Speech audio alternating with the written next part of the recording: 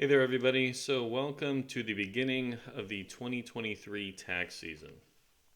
So, I wanted to put together a quick video, cover some of the key points and dates that we need to be mindful of for this year.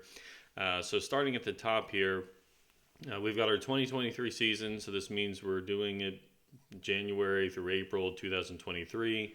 But very important to remember, it's the 2022 tax year, right? So 2022 tax year for individual taxpayers, we operate on a calendar year, right? Cash basis taxpayers.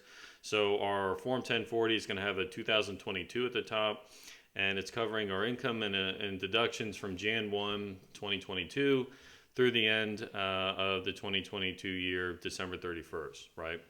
So very, very important. Sounds obvious, but believe it or not, I actually get this question all the time, right? 2022 tax season, which is it? What are the dates? So very important to just make sure that's clear. Now, e-filing returns, right? This is very, very important. Every year I talk about this, and I can't stress it enough. So e-filing versus paper, we always recommend e-filing.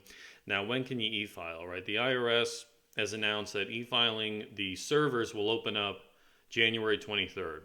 Right, so for individuals, if you want to file your 1040, the earliest you can get it submitted and started processing on the IRS side is January 23rd, 2023.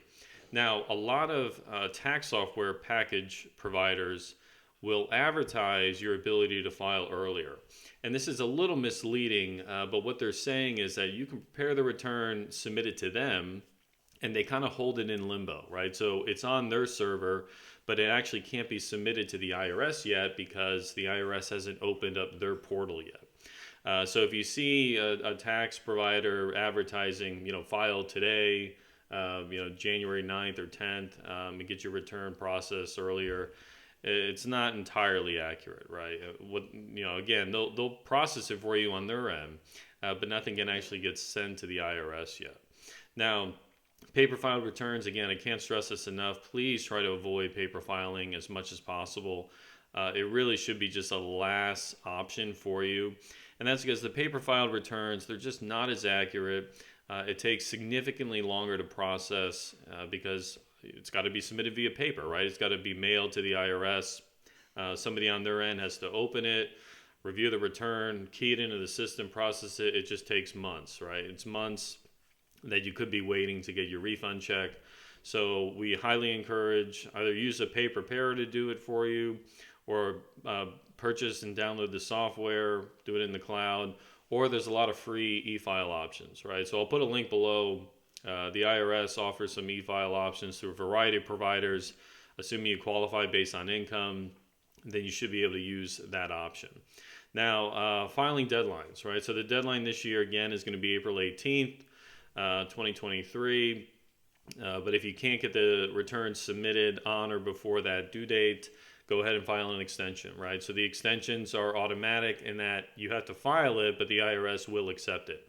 So automatic doesn't mean you just get it by doing nothing, right? You've got to do something. You've got to file that 4868, but if it's filed, the IRS will grant you the extension. You get an extra 6 months all the way up to October 17, 2023. Right, so a nice little cushion there in case you feel like you're coming underneath that looming deadline and you just don't have everything ready to go.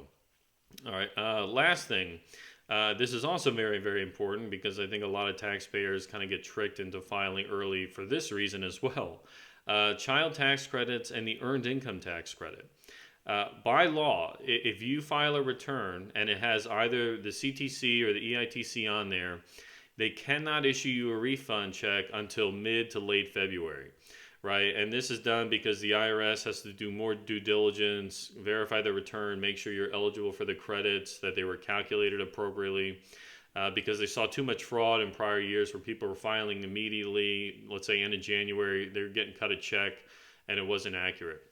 So if you are preparing your return and you find that you are going to have either the child tax credit or the earned income tax credit, it doesn't matter what amount, even if you file, on January 23rd, let's say, it's not actually going to start getting really processed or even a refund release until mid to late February. So for that reason, if you know you're going to have these credits, don't submit a return end of January. Give yourself a little more time to make sure it's accurate, and then push the button, mid to late February, because at that point, the return queue will have been basically will be lifted, right? They won't put a hold on it simply because it has these credits attached to it.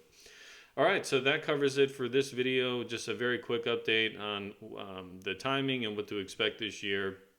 Obviously, I'll continue to put out a number of videos throughout the season, just giving you updates on refund deposit dates, issues we're seeing with the e-filing, various tax software platforms and things like that. So, stay tuned. Make sure you subscribe to the channel. Put that bell notification on so you get all the updates that I send through here. And here's to hopefully a happy and a stress-free tax season for all of us tax preparers and taxpayers alike. All right, thanks so much. Have a great one, and I look forward to seeing you again soon. Thanks.